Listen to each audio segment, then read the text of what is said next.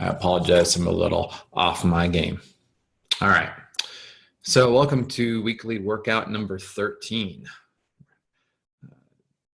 Last week we went over the meeting of the mentor and spent a lot of time looking at social proof, looking at how to frame yourselves as a trusted advisor and a mentor when you're reaching out to strangers. The next phase in the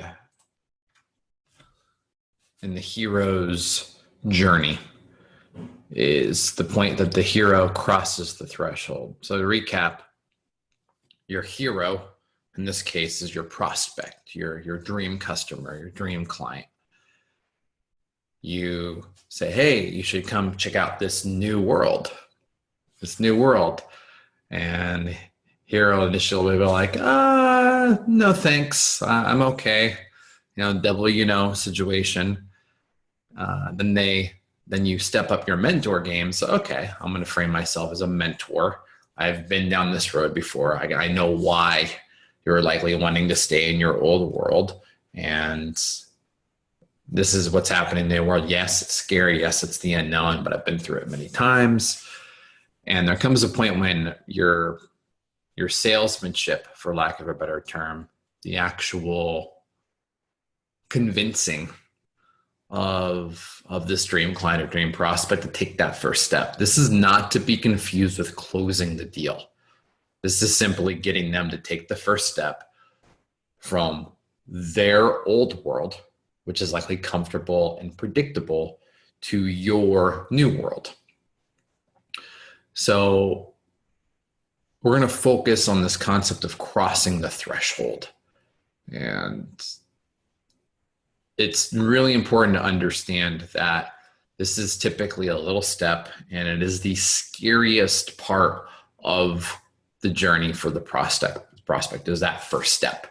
So we're going to unpack this, some of the particulars here. All right, in stories, a few weeks, last month, we did a workout entirely on the idea of the threshold guardian. So when someone's crossing a threshold in a story, there's usually someone guarding that threshold. They're guarding the bridge, and there's a few examples here. There's the little, I don't know if it's a rat, a squirrel, or a mouse or what, but from Labyrinth, there was a character that was guarding the bridge. Inigo Montoya from Princess Bride, when Wesley is climbing up like way too fast up that rope, and Inigo Montoya cuts the rope. He still gets up there, and Wesley, the hero of the story, actually has to fight Inigo Montoya to get past that threshold and actually go on the next step of the journey. And in that particular case, and this is an important point to know, that whoever's guarding or whatever is guarding the threshold isn't necessarily a villain. It's not necessarily a villain. In the sales process, and I'll link to the original Threshold Guardian piece that we did, workout that we did, is it's playing hard to get, essentially. It's not like, this is a pretty big journey. I don't know if you're up to it. And that's very notable in Fight Club. When they were starting to recruit members to Fight Club, they would always tell them no first to see who actually had the grit and determination to cross the threshold into that nasty house and start their nihilism, whatever they did in Fight Club. Another thing to note with the Threshold Guardian is that it could be not an actual character or a person. It could be a process. In some cases, I was talking to a client the other day who is beginning to charge for their consults. They used to give the free consult, and now they are charging for that. It's no longer free. And what that does is that payment, the actual processing a credit card for $50 is the Threshold Guardian. And then once they go through that, that prospect is actually going to be treated better. They're going to have a better likelihood of having a less strenuous journey throughout the sales process, throughout the entire process, because they've actually spent money. There's a lot of different ways of looking at it, but as I said, I'll link to that in the notes. Now, the actual act of crossing the threshold from the old world to the new world, my favorite one is in The Lord of the Rings, when Samwise is chasing down Frodo, and they get to the point, and it's kind of interesting that there's a scarecrow there, because I think it was a throwback to Wizard of Oz, which we'll get to here in a sec. But Sam is like, this is the farthest I've ever been. I've never gone past this point before. This is the farthest away from the Shire I've ever been. And he actually stops, and they stop in the film and they have a discussion about it. And when he crosses it, that's when Sam's journey starts. And Frodo's journey, it takes a different path. The most famous crossing the threshold scene is Wizard of Oz. It's the point that Linda the Good Witch, who in this case is the mentor, is letting her know, I was like, hey, all you need to do is follow the Yellow Brick Road. And she points where to start. And that's a really good example also of how the mentor is very specific and deliberate. Like, this is the path you need to take. This is exactly where you need to step to cross the threshold. Throughout stories, especially in mythological stories, the bridge itself is a bridge. It might be skinny, it might be invisible, like in Indiana Jones and the Last Crusade.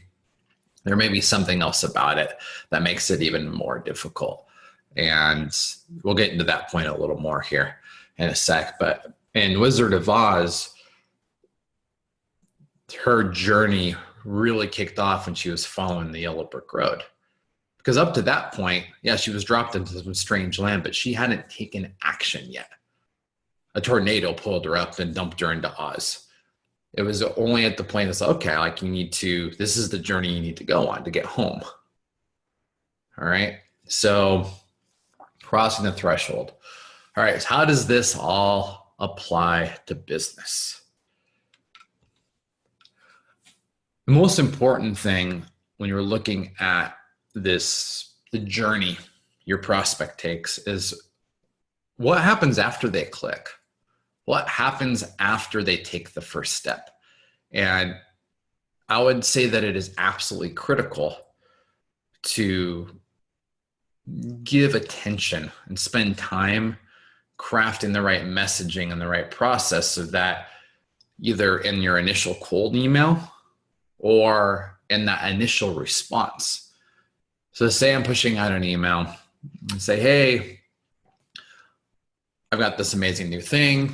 This is like where you're at. I've been where you're at. You've gone through all the rules. This is why you should care. This is how much research I've done on you. I really, truly understand your needs. And now I want you to take this next step. And say it's just replying to the email. Now, we have two choices here. We could either say, all right, they've replied or they've clicked. If we could tell them what happens after that click or after that reply, we could describe to them what's on the other side of that threshold. We've already kind of painted the world, but they're still going to have to take some steps to get there. Money, onboarding, and a lot of things that people sell requires time from the people that they're working with. So maybe that commitment of time, they're going to have to break a bad habit, especially in the world of fitness, nutrition, wellness. There's a lot of scary things there. So spending time describing, okay, you're going to step over this threshold, we're going to take this step, and this is what it's going to feel like, and this is what's going to happen next. You don't need to describe the entire process, but spending a lot of time describing the first step is really important. So here's a couple of examples of wrong ways and right ways to do this. Oftentimes I'll have a lot of people contacted me trying to sell me something. I was like, hey, let's hop on the phone so you can learn more about this opportunity. That is way, way, way too vague. It's way too vague. It's like, okay, so learn more about the opportunity. Like, you went from specifics telling me how you're going to make me all this money, or make my life easier, or make my business better, or help me upgrade from a 4-pack to a 6-pack. And then we're going vague again. It's like, I mean, you could still go vague, but like, so I'm going to get on the phone so I can learn about stuff. Like, that seems like more work. So it's already enough work for me to get on the phone with you. Now you're going to give me more work. A better way to frame that would say, hey, let's hop on a call next Tuesday at 3 p.m. It'll give me a chance to learn more about you.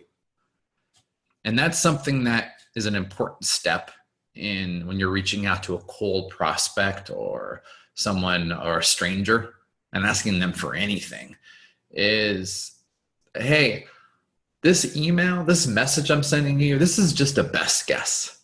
And I'm a good guesser, but it's still just a best guess. Like, there's still more that I need to know in order to help you out, or to help speed things up, or help make this process easier. I guess I still need to know more. I want to know more, because you are a unique, special flower, and everyone wants that tailored, bespoke, tailored to fit approach. That's not always practical, but people still want to feel that. And so that's a very common one. There's a lot of other ways to get around that.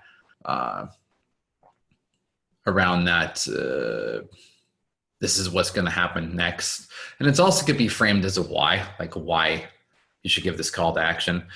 That's another one I see a lot is like, hey, click here and fill out this form. Or, before you speak to us, I'm going to have you talk to Renee, our onboarding specialist. And before that, I need you to fill out this questionnaire. All right, that is all the work that you've done to get them to even read that far is wasted when you kick them back down the food chain. So if you are a director in your business and you're reaching out to someone, they need to be speaking to you. You're not going to send them to an onboarding specialist. You're not going to kick them back down the chain. They're already here, feeling like they're going to get something worse by taking that step is just going to make them run again. This is why I use the phrase a lot, tripping at the finish line.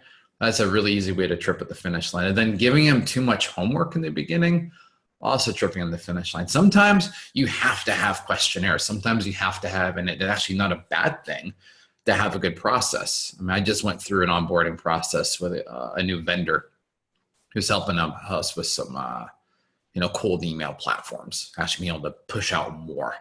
And their onboarding process was awesome. It was very simple, but they didn't tell me that I was going to get taken through this onboarding process in great detail. So one of the things that we could do is, one, you're going to be talking to me, or you go up. I'm going to have you talk to our founder.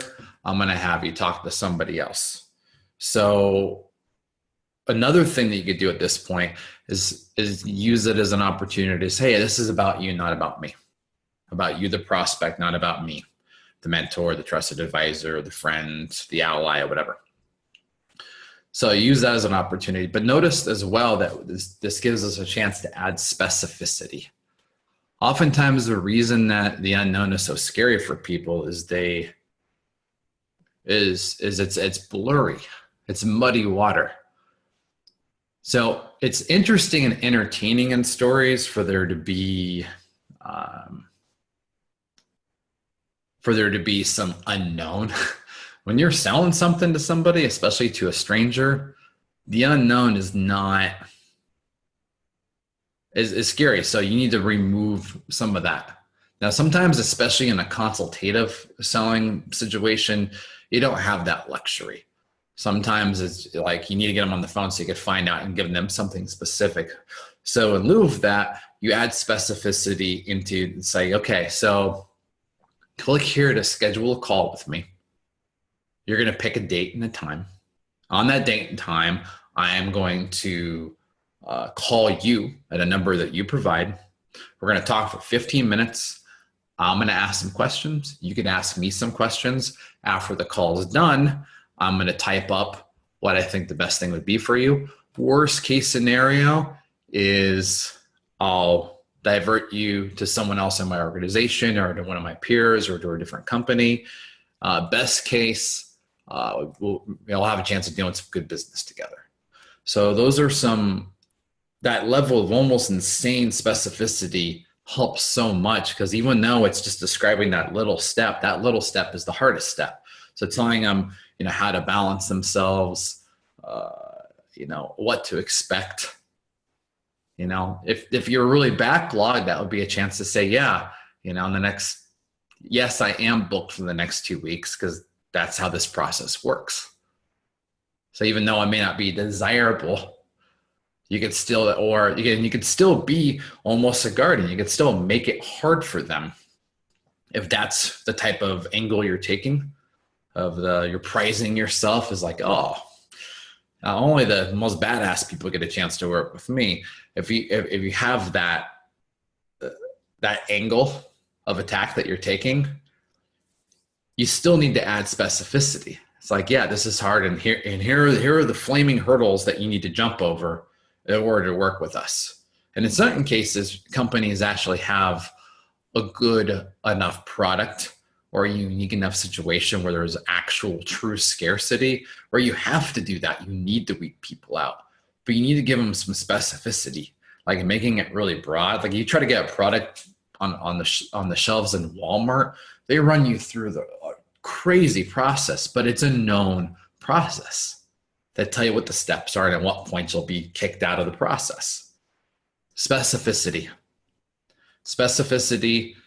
and just a level of sensitivity about how big of a deal it is for them. It may seem like, oh, wow, it's only a $50 consult, but maybe no one's ever spent money on a consultant before. Maybe no one's ever spent money on a professional photographer before. Like, we don't know at this point how scary it is for them. So maintaining a level of sensitivity by adding and injecting specificity into that part of the communication is going to not only help you get them to take the step, but it'll help them continue on the path with you. Because just because they cross the threshold doesn't mean they can't try to retract. But we need to reinforce that commitment. Reinforce that, yes, this is the right thing. And I could spend hours just talking about what that next message will look like. But the main thing to remember is sensitivity, specificity. Reinforce that commitment.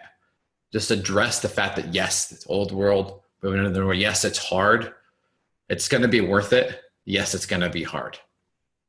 And it seems counterintuitive and like reverse psychology, but it's way more effective than saying it's a super easy process and dumping an 80-question questionnaire on them, via an autoresponder right after they schedule.